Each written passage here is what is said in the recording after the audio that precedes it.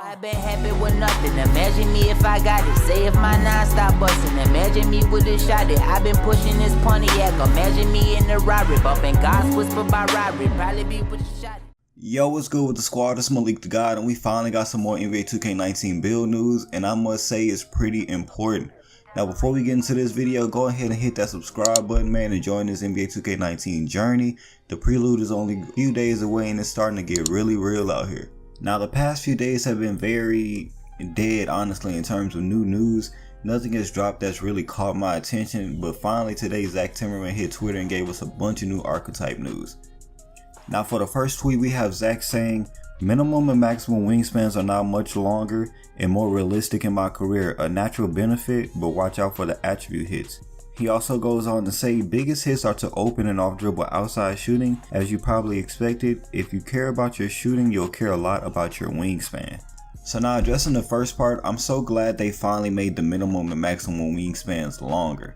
Just because in the NBA right now, a lot of guys are entering the leagues and vets have really long wingspans, and in past years you really couldn't replicate that. Like Michael Bridges, incoming rookie, is 6'6" with a 7'2" wingspan. Kawhi Leonard is 6'7" with a 7'4" wingspan, and even Biggs, incoming rookie Mo Bamba, is 7 foot with a 7'10" wingspan, the largest in the NBA.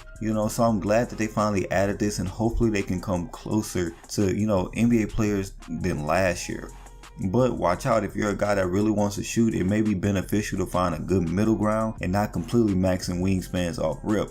But as I say, if you're a defender or you're a build that really can't shoot like slashers, I always suggest maxing out wingspans, just because the smaller your wingspan, the worse you are, in my opinion, for those type of builds. Now, for the next news, we have Zach says many badges have gone through much needed adjustments. Most notable is the dead eyes fire off more often, and ankle breaker and limitless are not quite as powerful, and defensive stopper is stronger. Now, in my opinion, I'm glad that Deadeye has been fixed, considering in past years it never popped up as much as I thought it should. But that next sentence is a lot more critical. He says ankle breaker and limitless range are not quite as powerful. Meaning playmakers and sharps seems like they've gotten a pretty big nerf, especially sharps, mostly because I think ankle breaker will still be useful because playmakers are still fast, they still have high ball control, you know what I mean? So I think they will still be useful, but limitless getting nerfed makes it seem like sharp might not be the wave this year. Considering most people make sharps to shoot half-court limitless, but we will get into this in more detail a little later. And finally, the last few words, he says defensive stopper is stronger. Now, this is starting to get me personally very hype about lockdown defenders next year, because so far we've heard a lot of good things about the defenders in general, and hearing that the badges might even be even better, I just can't wait to try that out. But now let's move on to the next tweet. Zach also said that free throw ace is back, but not everyone can get gold this time around. Sharps can get it up to Hall of Fame, and a few archetypes can't get the badge at all. Now, I was very concerned about this tweet, and I hope it doesn't mean what I think it means, because it sounds like some archetypes won't be able to get even somewhat able to shoot free throws, which I think is trash. Now, if the badge actually works like an actual badge, and you're able to upgrade your free throw rating to a certain point, and then the badge works as a bonus percentage to your free throw, then it makes a lot more sense. But making your free throw completely uncontrollable, to me, would suck, and I honestly hope that they patch it, or they don't go that route with it. But next up, we got another tweet showing lockdown some love. Zach says, big shout out to the defensive minded gamers out there. Lockdown defenders have got quite a bit of love, a bit more offense, and 7 Hall of Fame defensive badges in NBA 2K19.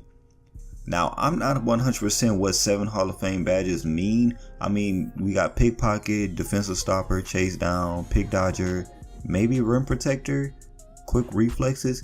That's all I could really think about, so maybe there's some more badges added to the game, I'm not sure. But then he goes on to say defenders got quite a bit of love, a bit more offense, which has me wondering if making a primary lock with a more offensive secondary archetype, maybe shot creator, might be a pretty good two-way build, more so than they were last year.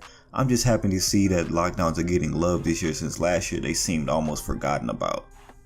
Now, this next tweet might make a lot of guys from last year mad. Zach says, open and contested mid-range and 3 are now affected by height for my players, where shooting is hit a bit harder at the tallest heights. which basically means RIP the stretch demigods from last year who could pull up over anyone just because they were 7'3". But look, he did clarify that 6'10" to 7 foot are still fine, but it's once you go higher than that, 7'1" to 7'3", that you receive a penalty. So you might really want to rethink if you're a stretch this year, if that's what you wanted to make.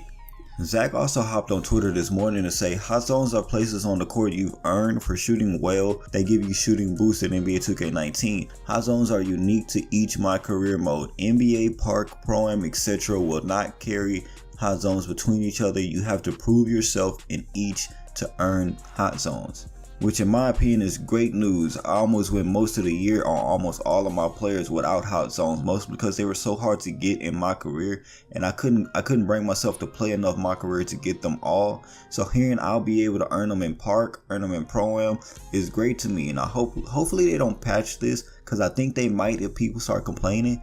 But honestly, I think that's the way it should be. You shouldn't have hot zones for My Career and they carry over to the Park, etc, etc. And lastly, Zach talks a little bit more about the Limitless range badge by responding to a user asking, the Limitless badge is what I created Sharp for, and it's not as effective, right? And Zach responds by saying Limitless was OP, honestly. Needed to bring ourselves back to reality. So like I've said in this video and other videos, it seems like Sharp's main weapons have been severely reduced, you know, but he did say that Deadeye has gotten a pretty decent buff, but you know what I'm saying, what's a Sharp without shooting Limitless? But we shall see. Maybe Takeover makes them like very OP, but it would suck to know that my player is only good in Takeover. Like I want to be decent and, you know what I'm saying, outside of Takeover and godly in Takeover, but we'll see. But that's all for this video. If you enjoyed the video, please drop a like, subscribe if you're new, and I'm gonna catch y'all in the next video. Deuces.